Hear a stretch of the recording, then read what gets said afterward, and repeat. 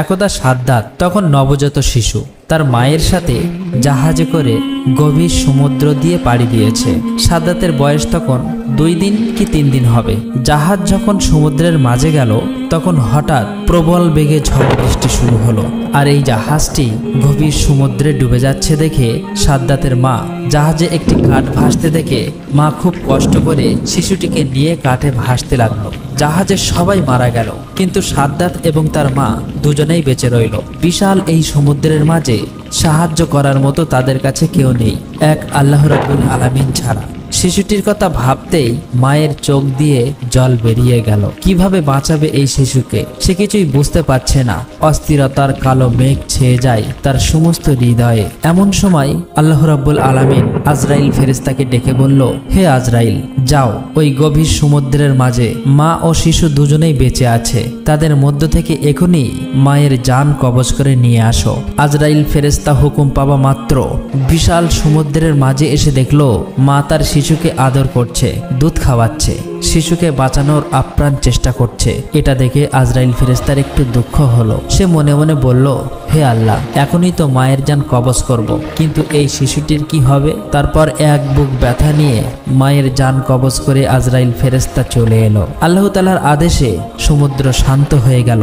শিশুটি ভাসতে ভাসতে সমুদ্রের কিনারার এক জঙ্গলের ধারে এসে পৌঁছালো। শিশুটি কান্না করছে, কেননা তার খুব খিদে পেয়েছে। ওই জঙ্গলে ছিল বিশাল বাঘ ও বাঘিনী, তাদেরও বাচ্চা হয়েছিল, কিন্তু তাদের বাচ্চাগুলো কেউ বেঁচে নেই।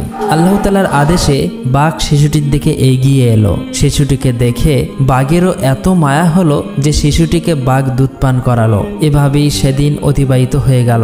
পরের দিন একজন জেলে মাছ ধরার উদ্দেশ্যে ওই জঙ্গলের পাশ দিয়ে যাচ্ছিল।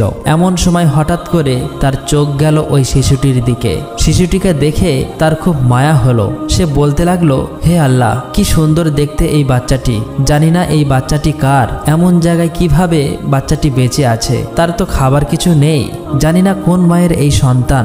এসব কথা ভাবতে ভাবতে তার এত মায়া হলো, শেষ পর্যন্ত সে বাচ্চাটিকে তুলে নিল এবং বাচ্চাটিকে নিয়ে আপন গোত্রের সর্দারের কাছে নিয়ে আসলো। তাদের সর্দার শিশুটিকে দেখে খুবই মুগ্ধ হলো এবং বলল, এই শিশুটি তুমি কোথায় পেয়েছো? তুমি কি জানো এর মা বাবা কোথায় আছে? আমাদের উচিত তার মা বাবার কাছে দিয়ে দেওয়া। তখন লোকটি বলল, সর্দারজি, আমি জঙ্গলের পাশ দিয়ে যাবার সময় দেখলাম জঙ্গলের মধ্যে একটি গাছের নিচে বাচ্চাটি ক্রন্দনরত অবস্থায় আছে। আশেপাশে তার কেউ ছিল না, মনে হয় তার মা বাবা ইন্তেকাল করেছে। তাকে দেখে আমার খুব মায়া হলো, এই জন্যই আপনার কাছে নিয়ে আসলাম। তখনই সর্দারজি বলল, ঠিক আছে, আমারও কোনো সন্তান নেই, এই শিশুটির দায়িত্ব আমি নিলাম। আজ থেকে আমি এই শিশুটিকে লালন পালন করব। এভাবেই শিশু সাদ্দাত বড় হতে লাগলো। বাচ্চাটির বয়স 8-9 বছর বয়সে উপনীত হলে অন্যান্য বাচ্চাদের সাথে সেও মাঠে খেলা করতে যেত। অন্যান্য বাচ্চাদের মধ্যে সে ছিল খুবই সুন্দর এবং স্বাস্থ্যবান। তার মায়াময় চেহারা সকলকে আকর্ষণ করত। সে ছিল খুবই স্বাস্থ্যবান এবং চালাক। তার ছিল ভীষণ সাহস। একদিন সে মাঠে খেলা করছিল, তারপর হঠাৎ সে দেখলো কিছু সৈন্য পার্শ্ববর্তী রাস্তা দিয়ে এগিয়ে চলছে। এটা দেখে সবাই ভয়ে পালিয়ে গেল, কিন্তু বাচ্চা সাদ্দাত সেখানেই দাঁড়িয়েছিল। সৈন্যদের মধ্যে একজনের চোখ অন্ধ ছিল। সে জানতো অন্ধত্ব দূরীকরণে সুরমা একটি মহা ঔষধ, তাই সে যখন যেখানেই যেত সুরমার খোঁজ করত। রাস্তার পাশ দিয়ে যাবার সময় ওই অন্ধ সেনা একটি সুন্দর কৌটার অনুসন্ধান করলো। সেটি তুলে দেখলো এটি সুরমার কৌটো। এতে করে সে অনেক খুশি হলো। সৈন্যটি কৌটো খুলে তার চোখে সুরমা লাগাতে যাবে, এমন সময় আরেকজন সৈন্য বলল, আপনি চোখে লাগানোর আগে সুরমাটি পরীক্ষা করুন, এই সুরমার মধ্যে ক্ষতিকর কিছু তো থাকতে পারে। তখন সে বলল, কিভাবে পরীক্ষা করব? এবার অন্য একজন সৈন্য বলল, ওই দেখুন, ওই যে বাচ্চাটি দাঁড়িয়ে রয়েছে, ওকে দিয়ে পরীক্ষা করুন। এবার ওই সৈন্যটি তাকে বলল, তুমি এখানে দাঁড়িয়ে আছো কেন? এদিকে এসো। বাচ্চাটি তাদের ভয় না করে এগিয়ে এলো এবং বলল, আমাকে ডেকেছেন কেন? আমি তো কিছুই করিনি। সৈন্যটি বলল, এই সুরমাটি তুমি চোখে লাগাও তো। বাচ্চাটি ভয় না করে সুরমা চোখে দিল। সুরমা চোখে দেওয়া মাত্রই তার অন্তর চক্ষু খুলে গেল। দুনিয়ার সমস্ত বস্তু তার দৃষ্টিগোচর হতে লাগলো। এমনকি এমনকি জমিনের নিচে থাকা সমস্ত স্বর্ণ রূপা হিরে আরো সমস্ত দামি দামি খাজনা দেখতে পেল। বাচ্চাটি ছিল খুবই চালাক, শুধু চালাক নয় প্রতারক। বাচ্চাটি মনে মনে বলল, এইসব কথা এদেরকে বলা যাবে না, আমাকে অন্য কিছু বলতে হবে। অন্যদিকে এক সৈন্য বলল, কি ব্যাপার, তুমি কিছুই বলছো না কেন, কি হয়েছে তোমার? আর তখনই বাচ্চাটি মিথ্যা অভিনয় করে কাঁদতে কাঁদতে বলল, সুরমা লাগানোর ফলে চোখে মারাত্মক ব্যথা অনুভব হচ্ছে, আমার চোখ জ্বলে যাচ্ছে, এখন আমি কি করব? আপনারা আমাকে কি চোখে দিয়েছেন? এই কথা শুনে একজন সৈন্য অন্ধ ওই সৈন্যকে বলল, মনে হয় সুরমায় কোনো ভেজাল মিশ্রিত আছে, এটা ওই আসল সুরমা নয়। এরপর তারা সুরমার কৌটা ফেলে ভয়ে ওই স্থান ত্যাগ করলো। বাচ্চাটি দ্রুত ওই সুরমার কৌটা নিয়ে বাড়িতে চলে এলো। বাড়িতে এসে তার বাবার নিকট বলল, বাবা, আমি এমন এক জিনিস পেয়েছি যেটা দিয়ে খুব তাড়াতাড়ি আমরা রাজা হয়ে যাব।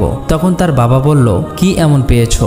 তখন বাচ্চাটি বলল, বাবা, আমি এমন এক সুরমা পেয়েছি যেটা চোখে লাগালে জমিনের নিচে সমস্ত স্বর্ণ রূপা হিরে মণিমুক্তা সবকিছু দেখতে পাই। তখন বাবা বলল, বড় আনন্দের কথা শোনালে বাবা, তোমার কোনো ভয় নেই, আমার অনেক লোকজন আছে, আরো আছে অসংখ্য ঘোড়া ও গাধা, তুমি চোখে সুরমা লাগিয়ে চলো, তুমি যেখানেই স্বর্ণরূপা খাজানা দেখতে পাবে তখনই আমাদেরকে বলবে, আমরা উঠিয়ে নেব।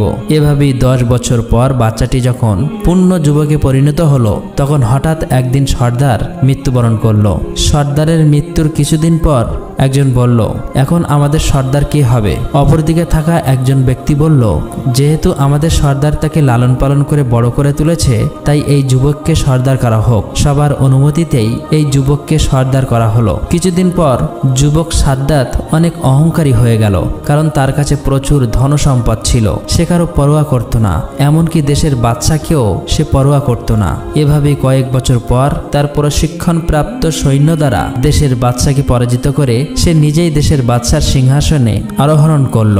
এক রাষ্ট্রীয় ক্ষমতা নিজের হাতে তুলে নেয়। এক সময়ের অসহায় বাচ্চা আজ দেশের রাষ্ট্রপ্রধান। একদিন বাদশা সাদ্দাত তার রাজদরবারে উজির নাজির মন্ত্রী এবং সমস্ত কর্মচারীকে ডেকে বলল, আমার ধন দৌলত সোনা রূপ হিরে ঘোড়া হাতি গাধা সহ কোনো জিনিসের অভাব নেই। আমার যেরকম সুন্দর চেহারা ধনসম্পদ আছে, তাতে কি আমি খোদা হবার উপযুক্ত নয়? তখন সেখানে উপস্থিত থাকা মন্ত্রী উজির নাজির সকলেই একসাথে বলল, নিশ্চয়ই, এত যার ধন দৌলত দালান কোটা হাতি ঘোড়া সবই তো আছে, তুমি যদি খোদা না হও তাহলে এই দুনিয়ায় খোদার উপযুক্ত আর কে? এত সুন্দর ভরা মণিমুক্ত হিরে জহরত, এত কর্মচারী, এত লোক সবই তো আছে, তাহলে তুমি খোদার উপযুক্ত। তখন বাচ্চা সাদ্দাতের আরো অহংকার বেড়ে গেল। সে তখন বলল, কাল থেকে এই দেশে কোনো মানুষই যেন গাছ পূজা বা পাথর মূর্তি পূজা না করে, সবাই যেন বাচ্চা সাদ্দাতকে পুজো করে। আসলেই বাচ্চা সাদ্দাতের উপর কথা বলার মতো সাহস কারো ছিল না। বাচ্চা সাদ্দাতের হুকুম মতো পরের দিন থেকে তার সৈন্যবাহিনী দেশের বিভিন্ন প্রান্তে বেরিয়ে পড়ল। একটি স্থানে গিয়ে তারা ঘোষণা করল, আজ থেকে এই দেশে কেউ মূর্তি পূজা করবে না, তার বদলে বাচ্চা সাদ্দাতকে পূজা করবে। যদি এই হুকুম কেউ অমান্য করে তাহলে তাকে মৃত্যুদণ্ড দেওয়া হবে। এই কথা বলার পর তার সৈন্যবাহিনী সেখান থেকে চলে গেল। এদিকে হযরত হুদ আলাইহিস সালাম মূর্তি পূজা ছেড়ে সকলকে আল্লাহর রাস্তায় আসার জন্য আহ্বান করছে, আল্লাহর দ্বীন প্রচার করছে। কিন্তু বাচ্চা সাদ্দাতের সৈন্যদের মুখে এমন কথা শোনার কিছুদিন পর হযরত হুদ আলাইহিস সালাম বাচ্চা সাদ্দাতের দরবারে এসে হাজির হলেন। হযরত হুদ আলাইহিস সালাম বললেন, হে বাচ্চা সাদ্দাত, তুমি নাকি নিজেকে পূজা করতে বলেছো, তুমি নাকি খোদা এই দাবি করছো, তোমার এত সাহস কে দিয়েছে?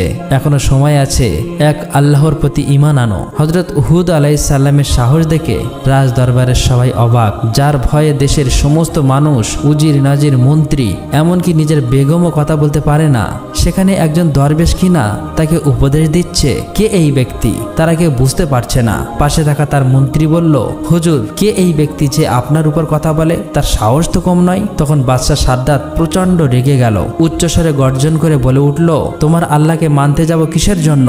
আমি নিজেই খোদা। তখন হযরত হুদ আলাইহিস সালাম বললেন, আল্লাহ পরম করুণাময়, তিনি আপনাকে দুনিয়ায় সুখে রাখবেন এবং মৃত্যুর পর তোমাকে বেহেশতে থাকতে দেবে।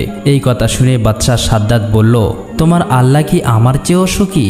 হযরত হুদ আলাইহিস সালাম বললেন, নিশ্চয়ই আল্লাহ তাআলা নেক বান্দাদের জন্য বেহেশতে তৈরি করেছেন।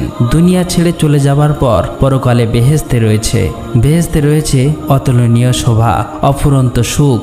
সেখানে কোনো কিছুর অভাব নেই। সেখানে থাকবে হুর, কত খাবার যা দুনিয়ার সমস্ত খাবারের স্বাদের থেকে আলাদা। থাকবে মধু, দুধের নহর। এই কথা শুনে বাদশাহ সাদ্দাত হা হা করে হেসে উঠল এবং বলল, রেখে দাও তোমার আল্লাহর বেহেশতের কাহিনী। এমন আজগবি গল্প কতই না শুনেছি। হযরত হুদ আলাইহিস সালাম বললেন, এগুলো কোনো মিথ্যা গল্প নয়, এগুলো সত্যি। আল্লাহ তাআলার এমন অপরূপ বেহেশত তোমার কি পছন্দ হয় না? তখন সাদ্দাত অহংকার করে বলে উঠল, আমি তোমার আল্লাহর কাছে মাথা নত করব কেন? আমি কি তোমার আল্লাহর মতো বেহেশতে তৈরি করতে পারি না? আমার তো কোনো কিছুর অভাব নেই। তখন হযরত হুদ আলাইহিস সালাম বললেন, বাদশাহ সাদ্দাত, তোমার মাথা খারাপ হয়ে গেছে। না হলে এমন কথা বলতে না। আল্লাহ যা করতে পারে তা পৃথিবীর কোনো মানুষ কখনোই করতে পারবে না। সাদ্দাত তখন অহংকার করে হেসে বলল, মূর্খরা এমন কথা বলে, আমি নিশ্চয়ই পারবো। আমার টাকা পয়সা, কর্মচারী, কোনো কিছুর অভাব নেই। আমি তোমার আল্লাহর মতো একটি বেহেশতে বানিয়ে দেখিয়ে দেব। সাদ্দাতের কথা শুনে হযরত হুদ আলাইহিস সালাম প্রচণ্ড রেগে গিয়ে বলল, মূর্খ বাদশা, এত বড় স্পর্ধা তোমার, এত অহংকার কিছুতেই আল্লাহ তাআলা সহ্য করবে না। বাদশা তখন প্রচণ্ড রেগে গিয়ে হযরত হুদ আলাইহিস সালামকে সেখান থেকে তাড়িয়ে দিলেন। কিছুদিন পর বাদশাহ সাদ্দাত তার সমস্ত উজির, নাজির, মন্ত্রী এবং কর্মচারীকে ডেকে বললেন, আমি দুনিয়াতে বেহেশতে তৈরি করার সংকল্প করেছি। সুতরাং তোমরা উপযুক্ত জায়গা সন্ধান করো। হুকুম মাত্রই সারা দেশ সৈন্যবাহিনী জায়গার অনুসন্ধান করতে লাগলো। অনেক অনুসন্ধান করার পর একটি জায়গা সবার পছন্দ হলো। এই খবর জানানোর জন্য তারা সবাই তাড়াতাড়ি রাজ দরবারে আসলো। সাদ্দাতের প্রধান উপদেষ্টা তাকে বলল, হুজুর, বেহেশত বানানোর জন্য সবচেয়ে সুন্দর এবং উপযুক্ত স্থান পেয়েছি। বাদশাহ সাদ্দাত বলল, কোন স্থান? সেই স্থানের বিবরণ দাও। তখন প্রধান উপদেষ্টা বলল, স্থানটি লম্বায় ৮,০০০ মাইল এবং চওড়া ৫,০০০ মাইল। এই কথা শুনে বাদশাহ সাদ্দাত অনেক খুশি হলো। সাথে সাথে বাদশাহ সাদ্দাত ঘোষণা করলো, এই দেশে কারো বাড়ি কেউ স্বর্ণ রূপা রাখতে পারবে না। সবাইকে রাজ দরবারে জমা দিয়ে যেতে হবে। হুকুম মতো পরের দিন থেকে সাদ্দাতের সৈন্যবাহিনী দেশের বিভিন্ন প্রান্তে প্রতিটি বাড়িতে অনুসন্ধান করতে লাগলো। যার বাড়িতে সোনা, রূপা, হিরে পাওয়া যেত সেটিকে তারা নিয়ে চলে আসতো। এইভাবে বাদশাহ সাদ্দাতের সৈন্যবাহিনী সাধারণ মানুষের উপর অত্যাচার করত। দেশে ক্রমশ অন্যায় অত্যাচার বেড়ে গেল। বাদশাহ সাদ্দাত তার মন্ত্রীকে জিজ্ঞেস করলো, মন্ত্রী, বেহেশত তৈরির কাজ কত দূরে এগোলো? মন্ত্রী বলল, হুজুর, দুনিয়ার বিভিন্ন প্রান্তে যেখানে যত মূল্যবান জিনিস ছিল, স্বর্ণ, হিরে, মানিক, মুক্ত, জহরত, ইয়াকুত ও মার্বেল জোগাড় করা হলো। এমনিভাবে পৃথিবীর বিভিন্ন প্রান্ত থেকে লক্ষ লক্ষ সুদক্ষ কারিগর ও মজুরি বেহেশত তৈরির জন্য আসতে শুরু করলো। বাদশাহ সাদ্দাত তাদেরকে বলল, তোমরা বেহেশতের মধ্যে এমন অসংখ্য বালাখানা তৈরি করবে যার একটি ইট হবে স্বর্ণের এবং অপরটি হবে রূপার। মনে রাখবে, তোমরা যেদিন এই কাজ সফল করে আমাদের সংবাদ দেবে, সেদিনই আমার চিরকাঙ্ক্ষিত বেহেশতে বসবাসের জন্য যাব। দিন রাত পরিশ্রম করে ৩০০ বছর ধরে বেহেশত তৈরি করা হলো। অনেক ঐতিহাসিকদের মতে সেটি বিচিত্র কারুকার্যময় ও অপূর্ব সুন্দর হয়েছিল।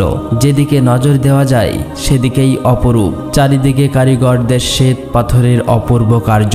রংমহলের চারিধারে হাজার হাজার ঝাড়ু লণ্ঠন ঝুলছে, কিন্তু আলোর দরকার হয় না। অন্ধকার রাতে সেই ঘরগুলো চাঁদের আলোর মতো স্নিগ্ধ উজ্জ্বল। মণিমুক্ত খচিত ঘরের মেঝে সজ্জিত রয়েছে। মেঝের উপরে রয়েছে নানান রকমের সুন্দর সুন্দর ফুলদানি। ঘরের চারিদিক থেকে আতর, গোলাপ, মেশকি, আম্বারের খুশবু ছুটছে।